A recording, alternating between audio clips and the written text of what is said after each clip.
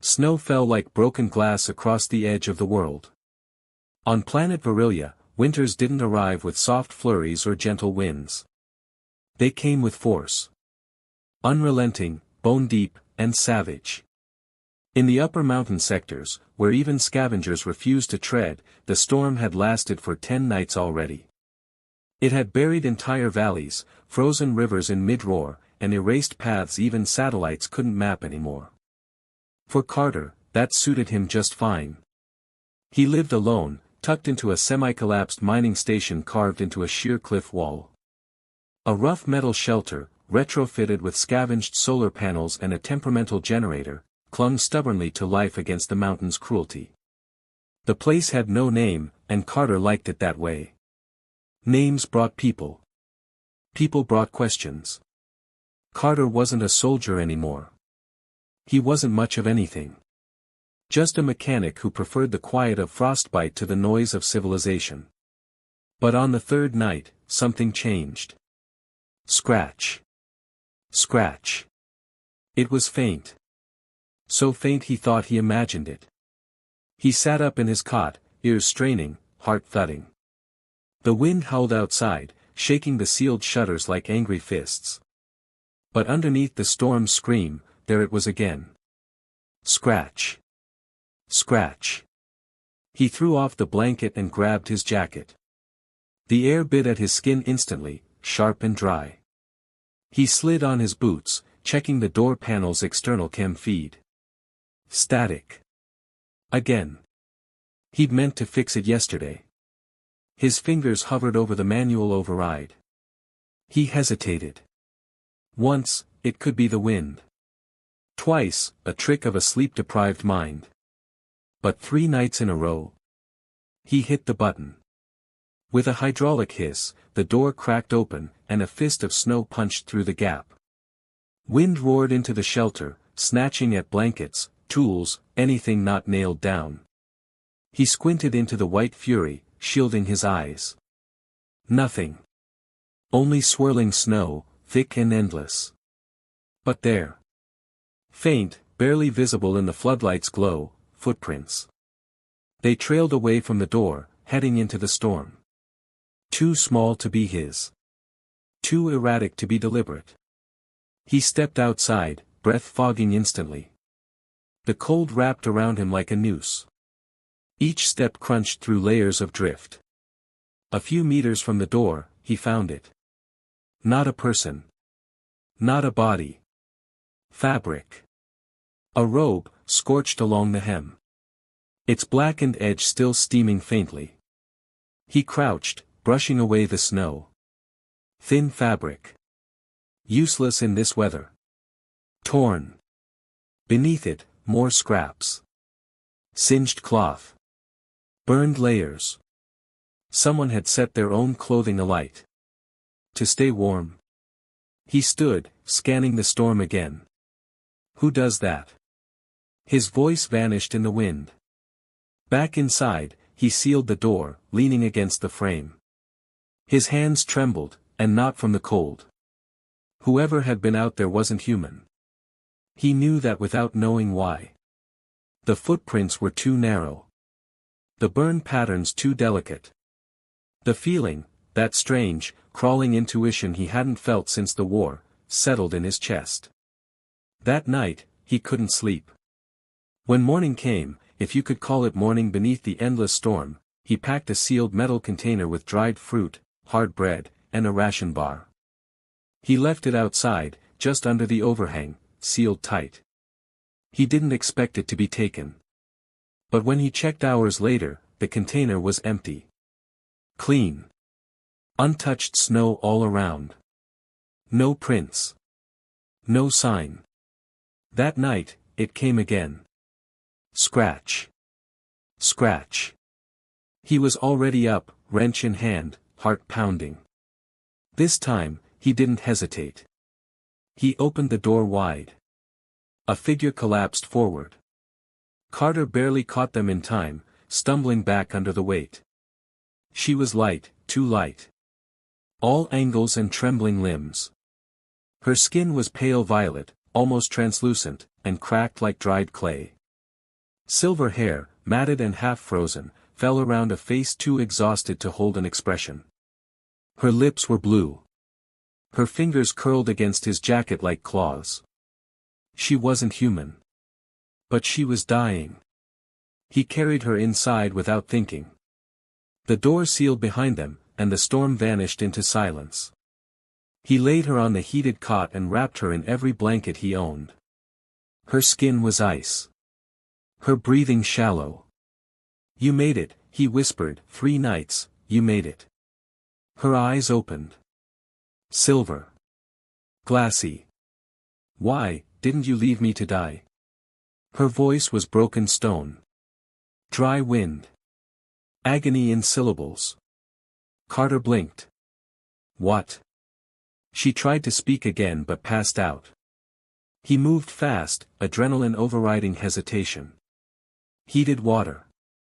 Gel for frost burns. Bandages. Clean cloth. No idea what species she was, but pain was universal. She had frostbite on her feet. Bruises on her ribs. She hadn't eaten in days. The heater hummed. Outside, the storm screamed. Inside, the only sound was breath. Barely. He watched her from the chair all night. She didn't move. Didn't flinch. But she was alive. Carter had lived alone for 4 years. He thought he'd earned the quiet. After the war, after the cities burned and the treaties fell apart, he had enough of people. Of violence. Of pretending he was fine. Out here, in the cold, things made sense. Wind hurt. Fire warmed. Machines broke. He fixed them. No lies in any of that. Then came the knock.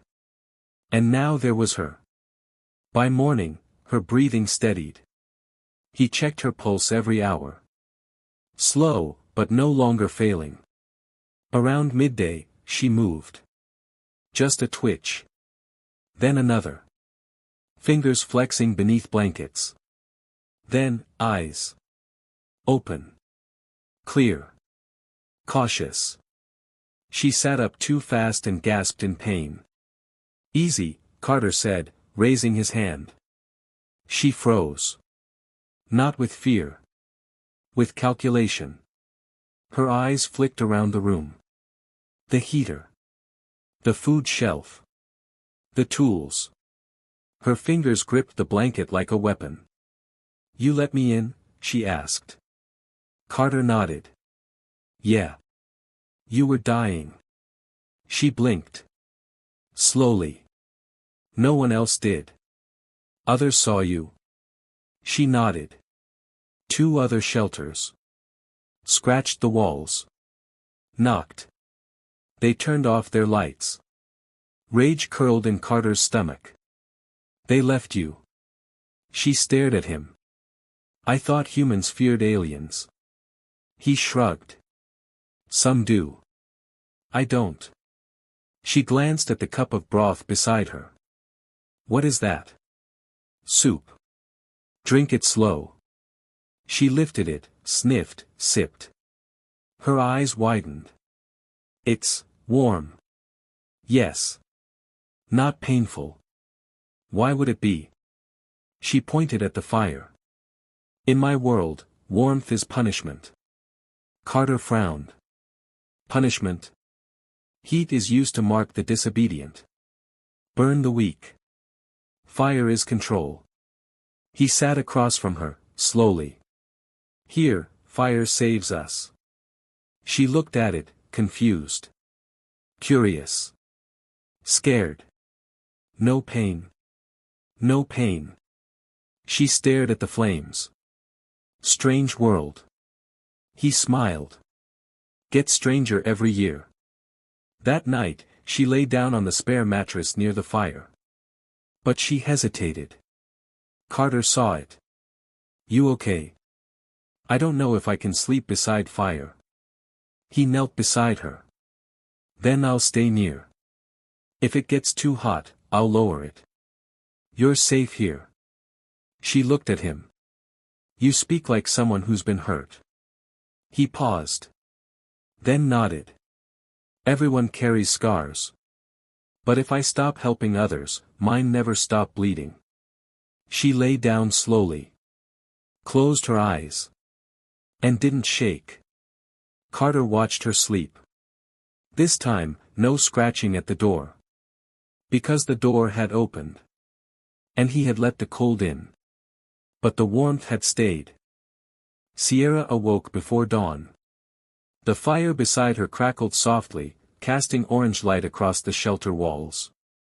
Warmth clung to the air, thick and steady. Not stinging. Not scalding. Not cruel. She sat up slowly, pulling the blanket tighter around her shoulders. It wasn't fear that made her hands shake anymore. It was confusion. Exhaustion. The disorientation of being alive after she'd already told herself she was ready to die. Carter was asleep in the chair again, arms folded, boots still on. The lines on his face were deep from a life lived hard, but in rest he looked almost peaceful. Human, vulnerable in a way she wasn't used to. She looked at the fire. It danced. Alive. Always alive. She watched the flames curl around the logs, their orange tendrils licking upward like curious creatures. In her world, fire wasn't something you watched. It was something you feared. Sierra crawled forward on hands and knees, close enough to feel the heat ghost across her skin. She didn't flinch. But she didn't reach out either. Her hand hovered near the edge of the fire pit. Just near enough. The warmth kissed her fingertips. No pain.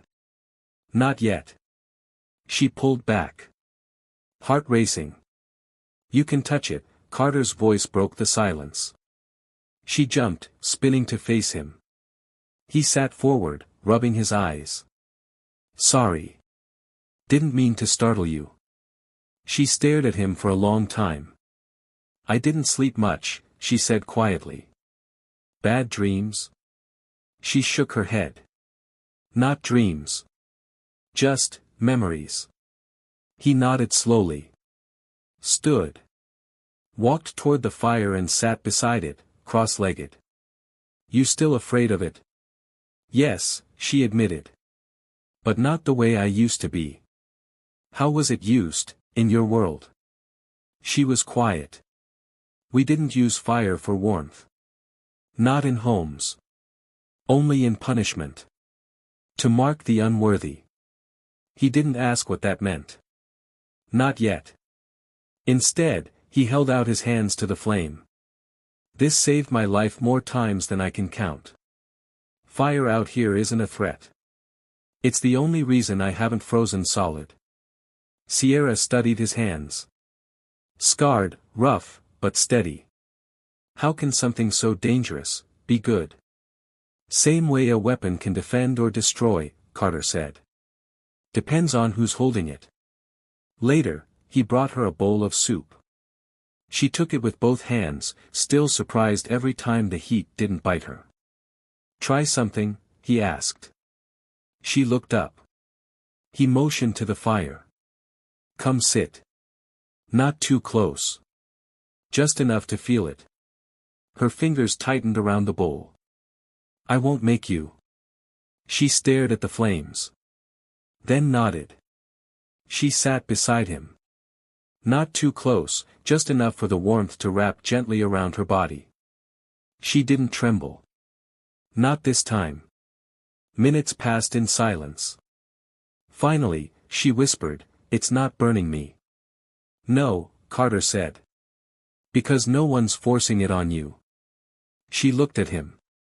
"No one's forcing anything." He nodded. "That's how it should be." She explored the shelter in cautious steps. The storage room, the solar battery wall, the makeshift comm tower controls. Everything fascinated her. Like a world she read about but never believed real. "You live alone?" she asked. "Yeah." "Why?" "Noise," he said. "Out here, everything's honest. The snow doesn't lie. The wind doesn't pretend. She nodded slowly. Silence is cleaner than words. You sound like you know that well. My masters preferred silence. Talking was discouraged. Masters? She hesitated. Then looked at him. I was born into servitude. Marked from birth. He frowned. Marked? She said nothing.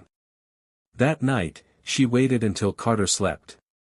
She stood before the small mirror in the washroom, slowly peeling the blanket from her back. Old scars stared back at her. Ridges of burned skin, symmetrical, deliberate. Branding. She traced one with a trembling finger. Then wrapped herself again, breathing hard. Morning came, and with it a small surprise. Carter handed her a device. What is it? Personal tracker. Quiet signal. Won't ping any major relay nets, but if you activate it, I'll know. Even from miles out. She stared at it. You made this? He nodded. For me. For you. She looked up. Why? He shrugged. In case you get lost again. Or chased. Or, if you need help. She closed her fingers around it. Like it was gold. Thank you, she whispered. You don't have to say that. I want to. That evening, Carter asked, what's your name? She hesitated. Then said, Sierra. He smiled. Sierra. That fits. She said his name back. Carter. No fear in her voice this time. That night, when she lay down by the fire, she didn't flinch. She looked at the flames and whispered something in her own language. Then closed her eyes. And slept. Peacefully.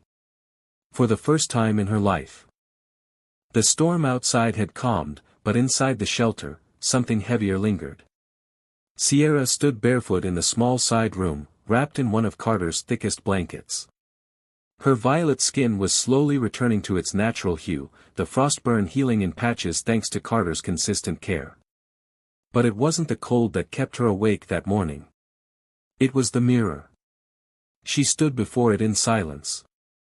The glow of the low firelight flickered softly behind her, and her breath came slow, steady, but tense. With one hand, she slowly unwrapped the blanket from her shoulders.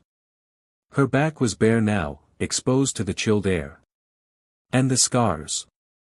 Thick, deliberate burns formed twisted ridges across her shoulder blades, extending down her spine.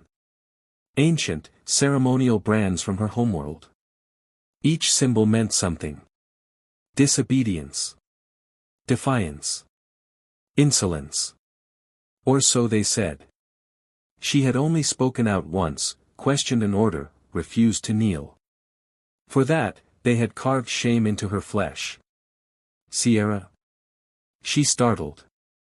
The blanket slipped back over her shoulders. Carter stood just outside the doorway, his voice soft. You okay? She hesitated, then stepped into the doorway. I want to show you something, she said. He blinked, then nodded. She turned her back toward him, slow, deliberate. The blanket fell away. He didn't speak. For several long seconds, he just looked. Not in pity. Not in horror. Just looked. They did this to you, he finally said, voice low. For speaking. For standing too tall. For looking someone in the eye. He stepped closer, not touching her. I was told these marks were proof of my shame, she said. That they would remind everyone I belonged to someone. I see proof that you survived, he said. She turned to face him. Her eyes searched his. But they're ugly. They're yours. That makes them powerful. Her voice cracked. You're the only one who's ever said that. He placed his hand just above her shoulder, not on the scars, but near enough for her to feel the gesture. I won't make them disappear. But I'll never make you hide them. For the first time in her life, she believed someone. Later, they sat near the fire. The room was quiet. Peaceful. The storm outside now just a whisper against the metal walls. Carter stirred the pot of stew. Sierra watched the flames, closer now. "My people believe warmth is dangerous," she said. "I know. But cold is worse. It kills slow." He nodded. "On the third night, I almost gave up," she continued. "I told myself the cold would be better than another day of running." He watched her closely. "Then I saw your light." She turned toward him. "It wasn't just firelight. It was hope. I didn't believe in that word until then." He said nothing. He just listened. "You came to the right door," he finally said. She smiled faintly. "I almost didn't knock." He reached into his pocket. "I want you to have this." She opened her hand. He placed a small, silver pendant in her palm, flame-shaped, worn, but intact. "What is it?" "I found it in my old supplies. Figured you'd give it more meaning than I ever did." She stared at it like it was holy. "I never had anything of my own," she whispered. "Not clothes, not a name. Not even a future. You do now." The next morning, the sky cracked with light. The first real break in the storm since she arrived. Sunlight touched the snow outside, casting a faint golden glow on the trees. Sierra stood by the window. "I think I'm ready," she said. "For what?" Carter asked. "To start over." He smiled, but the moment was short-lived. When he checked the solar array, he saw something strange. Tracks. Not his. Not Sierra's. Fresh. Deep. Wide stride. 4 toes.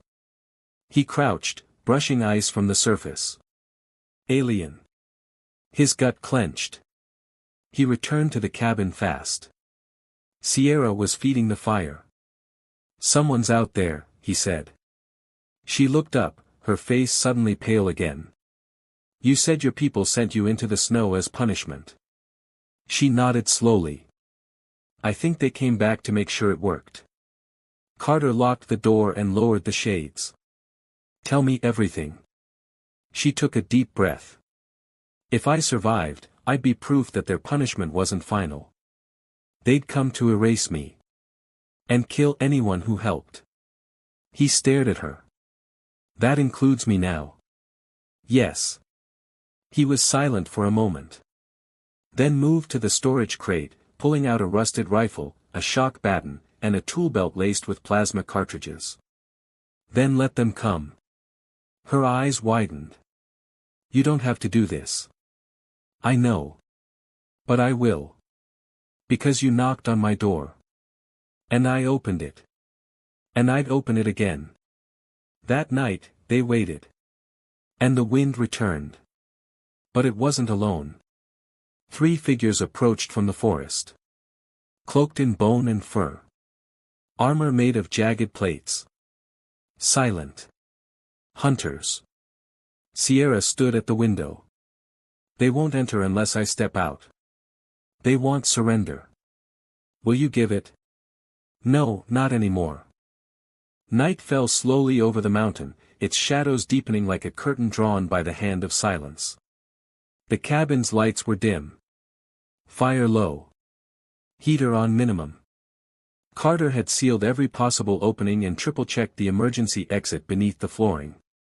Sierra sat cross-legged by the fire, the flame pendant clutched tight in her hand. She wasn't afraid. She was waiting. "They're circling," Carter whispered. He crouched by the window slit, rifle in hand. 3 of them. Armored. Just watching. "They won't act until morning," she replied. "Not unless I run. Or surrender." Carter looked at her. "Then we hold the line. You shouldn't be part of this." "I already am." Sierra closed her eyes briefly. Then stood. She tied her hair back with a strip of cloth and wrapped her arms in the stitched coat Carter had reinforced for her. On her belt, the shock baton rested beside a multi-tool she barely knew how to use. If they demand I return, I will say no. If they raise their weapons, I will not kneel. Carter rose too. Then I'll stand beside you. She met his gaze. They're trained from birth to hunt defectors. This is what they do. He checked his rifle. So am I, just not for the same reasons. They slept in shifts. Short, restless intervals. By the time the first light of morning broke over the ridge, Carter was awake and armed. Sierra stood at the door. They're close now, she said. I can feel it. You sure you want to confront them outside? She nodded. They're watching for fear. If they see any, they win. Carter handed her a calm bead. Tap twice if you need me to charge. Don't wait too long. She smiled faintly. I won't. The snow crunched beneath her feet. She stepped out into the morning silence. The air was thin, but not sharp. The wind gentle, for once. 3 figures emerged from the tree line. Tall. Masked. Fur cloaks. The symbol of the fire mark cast burned into their shoulder plates. The lead hunter stepped forward, visor hissing open. You live. His voice was metallic. Cold. That was not allowed. Sierra didn't flinch. I'm not yours. You were marked. I still breathe. The hunter raised a rifle.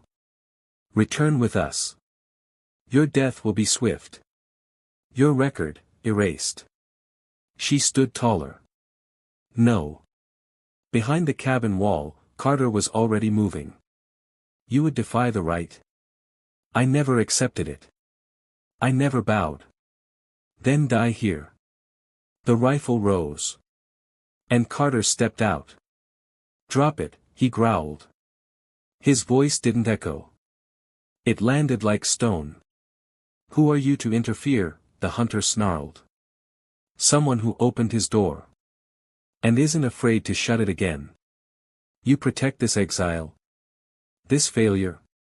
I protect someone who survived what you couldn't. The hunter stepped forward. Carter fired. Not at the hunter.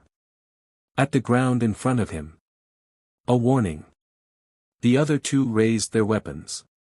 Sierra moved. Like a shadow, she slipped left, baton drawn. Her strike cracked the rifle from one hunter's hands before he could aim. The second swung his weapon, but she ducked low and rolled. Carter advanced. Plasma rounds hissed as they slammed into snow. One hunter leapt at him, Carter sidestepped, swung his rifle like a club, and knocked him flat. Sierra faced the last one. Helmet shattered. She saw the face beneath. Familiar. Her former overseer. The one who branded her. You, she hissed. He grinned, bloodied teeth sharp. I told them you'd die. I was wrong. She struck. Not to kill. To finish it. 3 hits. Fast. Brutal. He collapsed. Carter stood over the first attacker. Unconscious. You okay? He asked. Sierra looked at the red snow. The wind rising again. I thought I'd feel fear. But all I feel is done. That's what surviving feels like. She turned to him. I didn't fight because I wanted revenge. Why then? Because someone taught me that warmth is worth protecting. They dragged the 3 bodies to the tree line. Alive. Barely. They left them with just enough gear to crawl back to wherever they came from. Sierra stood watching the trail fade behind them. They might return, she said. Then we prepare. Or we run. Do you want to run? She looked at him. Only if you come with me. He smiled. I go where you go. That evening, she stood by the fire, cleaning the blade of her baton. Blood had dried across her sleeve, but she didn't flinch from it. "My arms remembered what I was never taught," she said. "Blood memory," Carter replied. "Some strength is born inside." She turned to him. "I used to think the fire in me was poison. Now I think it kept me alive." He handed her a hot drink. "And it's warming others now." She took it. Sipped. Smiled. "First meal after a fight," she said. "Makes it taste better." She sat beside him. Their shoulders touched. She didn't pull away.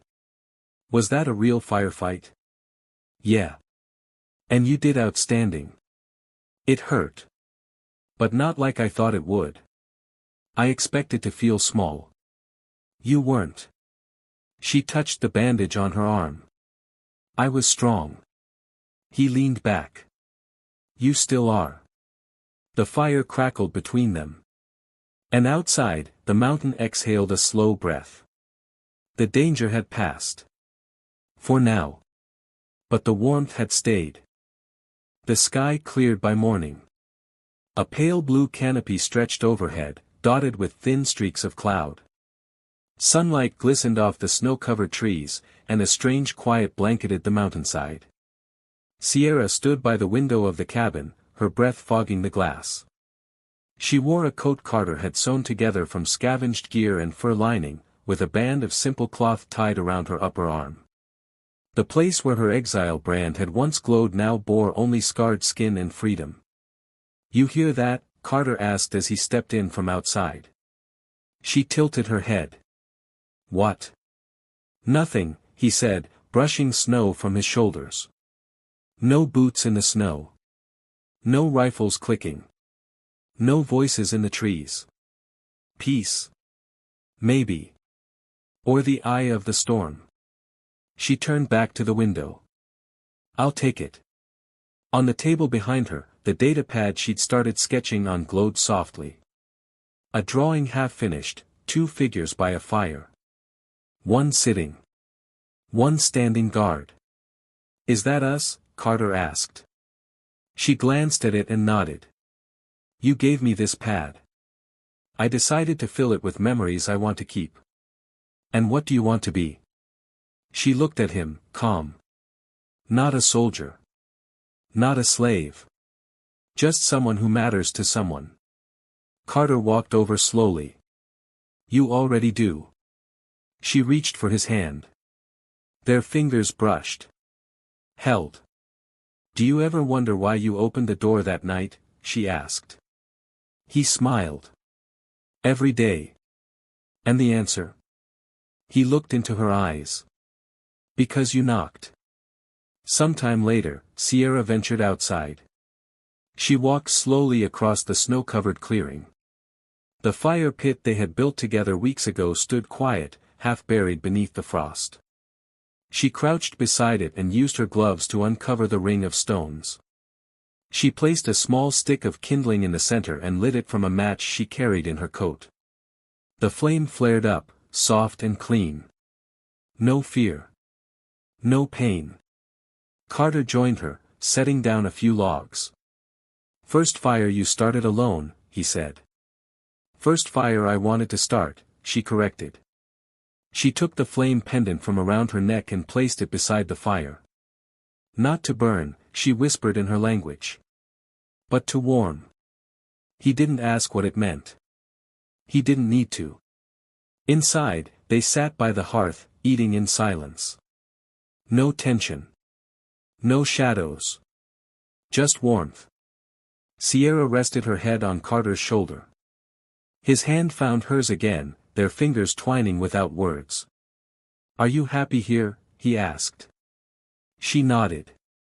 "I didn't know what home was. Now I do." He looked down at her. "You're welcome here forever. Even if I burned the stars behind me." "You didn't burn them.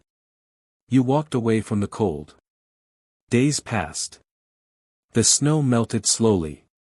One morning, a low-flying ship buzzed over the valley far below. Its engine hum barely reached the mountain. They both stood outside, watching it disappear beyond the ridge. They didn't stop, Carter said. Good. Why? Because some stories are meant to be quiet. Some homes hidden. Some fires only shared with one person. Carter turned to her. You want to keep hiding? No. Then what? I want to keep choosing. Every day. To stay. To warm. To matter. He nodded. Then we do that. The next night, the firelight flickered across the cabin. Sierra sat cross-legged on the floor, sharpening a knife with steady hands. Carter watched her with quiet pride. You never flinch anymore, he said. Because no one's holding the flame against me. I'm holding it myself. He leaned forward. And what will you do with it? Share it. Protect with it. Fight if I have to. But never use it to hurt someone for being afraid. He touched the flame pendant between them. Then it's yours. Fully. She nodded. I think it always was. It just took me time to remember. In the final days of winter, Sierra stood at the cliff edge overlooking the valley. The wind tugged gently at her coat. Below, the river was still frozen. Trees bent with the weight of snow. But up here, near the shelter, the snow was thawing. We should build something, she said. A second shelter. For others like me. Carter looked over. Think anyone else would make it this far? Maybe. Maybe not. But if they do, they deserve to find an open door. He nodded slowly. Then let's start. Together, they cleared the first patch of snow. Not to survive. But to build. Years later, no one remembered the names of the hunters. No one recorded the battle in the snow. No monument stood for what happened that day. But in the mountains of Virillia, there was a cabin. And next to that cabin, a second shelter. Smaller. Newer. Warm. Inside it, a fire never went out. And beside that fire, a pendant shaped like a flame rested on the mantle. Beneath it, an inscription written in 2 languages. She came to die. He gave her warmth. Together, they built more.